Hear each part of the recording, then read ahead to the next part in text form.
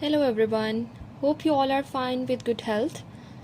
Before watching this video, subscribe the channel, press the bell icon so you will never miss the videos. Today we are going to discuss the two topics. The first one is electroplating of chromium and the second one is the electrolytic refining of copper, that how we can refine the copper through electrolytic method. So the first one is electroplating. Electroplating is the same thing that we have discussed in the last two videos.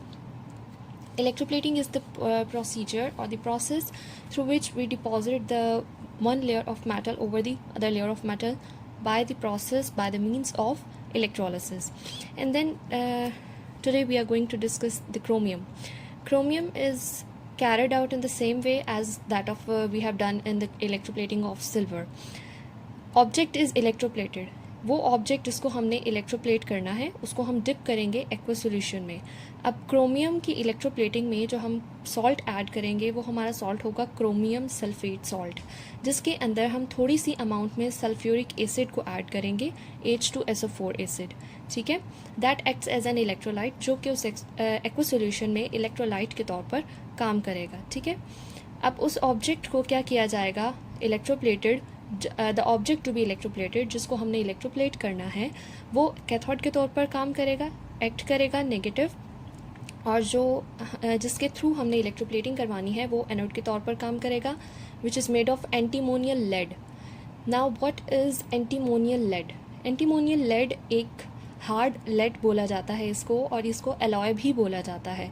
Alloy क्या होता है कि एक metal को हम लोग one या मोर metals को हम लोग क्या करते हैं, आपस में एक दूसरे के साथ मिक्स करते हैं, उनका होमोजीनियस मिक्सचर बनाते हैं सेम क्वांटिटीज़ ऐड करके. वो मेटल्स भी हो सकती हैं, वो नॉन मेटल्स भी हो सकती हैं. तो उसमें हम लोगों ने जो एंटीमोनियल है, एंटीमोनियल जो है वो एंटीमनी से है. एंटीमनी भी पीरियोडिक टेबल में एक एलिमेंट है. ठीक है, एंटीमोनियल लेड, इसको लेड के साथ कंबाइन किया गया है, मेटल्स को कंबाइन किया गया है और एक कंपाउंड मेटल जो है वो यहाँ पर फॉर्म की गई है. Electrolyte ionize and provides chromium ions which reduces and deposit at cathode. अब क्या होगा कि सेम प्रोसीजर में जो क्रोमियम है वहाँ पर आयोनाइज होना स्टार्ट हो जाएगा और रिड्यूस हो जाएगा. रिड्यूस मीन्स रिडक्शन हो जाएगी. रिडक्शन क्या होती है जी? Loss of oxygen and gain of hydrogen. ठीक है, addition of hydrogen and loss of oxygen. तो जब ये रिडक्शन कॉज होगी तो जितने भी क्रोमियम के आयंस हैं वो कैथोड पर डिपॉजिट हो जाएंगे. Electrolytic produces the following ions. Ions देख लेते हैं कि क्रोमियम सल्फेट का जब आप एक सोल्यूशन में आयन डालेंगे, सॉल्ट डालेंगे सॉलिड फॉर्म में, वाटर में ऐड करेंगे, तो हमारे पास क्या आएंगे, क्रोमियम के आयंस आएंगे और सल्फेट के आयंस आएंगे एक्वस सोल्यूशंस में. AQ means aqueous. रिएक्शंस जो है वो देख लेते हैं. एनोड पर आपका रिएक्शन होगा कि हाइड्रोक्सिल आयंस आपके पास मौजूद होंगे. हाइड्रोक्सिल आयंस जब मौजूद होंगे, जब बैटरी के साथ कनेक्ट किया जाएगा, उसको करंट दी जाएगी, तो वहाँ पर H2O, यहाँ पर 2 मॉलिक्यूल्स जो हैं आपके वाटर के आ जाएंगे और 2 मॉलिक्यूल्स जो हैं वो ऑक्सीजन के, और साथ में जो इलेक्ट्रॉन्स हैं वो यहाँ से डिसअपियर होना शुरू हो जाएंगे, वहाँ से निकलना शुरू हो जाएंगे. कैथोड पर जाकर जितने भी क्रोमियम के आयंस हैं वो क्या करेंगे, इन इलेक्ट्रॉन्स को एक्सेप्ट करेंगे. एक्सेप्ट करने के बाद न्यूट्रल हो जाएंगे. न्यूट्रल के बाद जो प्लेटिंग है वो वहाँ पर कैथोड पर कॉज हो जाएगी. प्रैक्टिकल कन्वीनियंस के लिए वो बात करते हैं कि जब आप प्रैक्टिकली इसको करना चाहें तो सबसे पहले इस बात का ख्याल रखना है कि स्टील को डायरेक्ट हमने क्रोमियम की लेयर से प्लेटिंग नहीं देनी, बिकॉज क्रोमियम जो होती है बहुत सॉफ्ट मेटल होती है, ये ज़्यादा देर तक स्टे नहीं कर पाती. वाटर या इसको कुछ भी मॉइस्चर इस तरह का मिलता है जब भी, तो ये वहाँ से रन ऑफ होना शुरू हो जाती है, वहाँ से उतरना शुरू हो जाती है, और उस सूरत में क्या होता है, वहाँ पर करोजन और रस्टिंग स्टार्ट हो जाती है. तो सबसे पहले आपको स्टील को किससे प्लेट करना चाहिए, निकल से. After that you have to plate the silver with the copper layer, and then you have to plated the steel with the chromium. ठीक है, क्रोमियम से लास्ट थर्ड टाइम पे जो आपने लेयर को लगाना है वो आपकी क्रोमियम लेयर होगी, जिसको आपने उसके ऊपर स्टे करवाना है, और वो अच्छी तरह वहाँ पर स्टे कर सकेगी. अगर आप लोग क्रोमियम को सबसे पहली लेयर आप क्रोमियम की लगाते हैं तो वहाँ पर वो स्टे नहीं कर पाएगी, एडहेयर नहीं करेगी. ठीक है, स्टील की सरफेस के ऊपर. और अगर वो मैंने अभी आपको बताया कि अगर उसको मॉइस्चर वगैरह मिल जाता है तो वहाँ से वो क्या होना शुरू हो जाएगी, स्ट्रिप डफ होना शुरू हो जाएगी, मतलब वहाँ से उतरना शुरू हो जाएगी उसकी लेयर.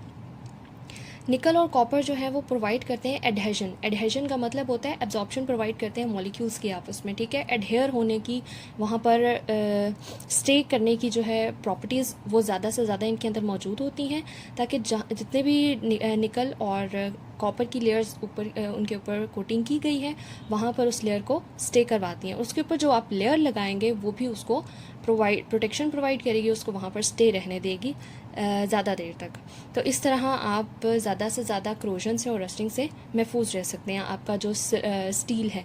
उसके बाद वो कहते हैं कि जब आप उसकी इलेक्ट्रोप्लेटिंग कर देते हैं, सबसे पहले आप किसकी करेंगे जी, निकल की कोटिंग करेंगे। After that you have plated the copper and then the last salt or metal you have to be plated on that on the steel is that chromium। Chromium को जब आप प्लेटिंग कर देंगे तो फिर क्या होगा कि आपके पास जो अपीयरेंस आएगी वो सिल्वरी अपीयरेंस होगी उस ऑब्जेक्ट की, ठीक है। तो इसी तरह हम इसकी डायग्राम देख लेते हैं कि इसकी डायग्राम भी आप लोगों ने एज इट इज़ ऐसे ही बनानी है। इलेक्ट्रोप्लेटिंग ऑफ क्रोमियम में हम लोगों ने सेम ऐसे एक टैंक लेना है, एक सोल्यूशन लेना है।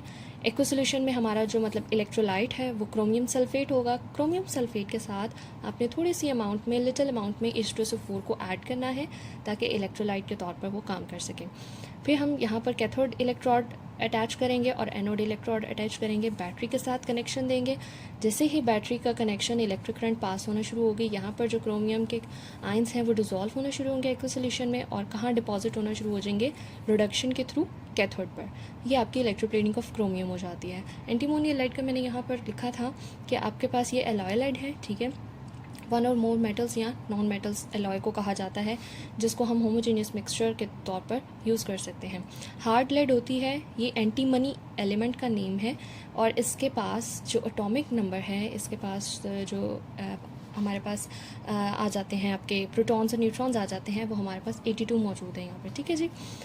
तो नेक्स्ट हम लोग देख लेते हैं इलेक्ट्रोलाइटिक रिफाइनिंग ऑफ कॉपर।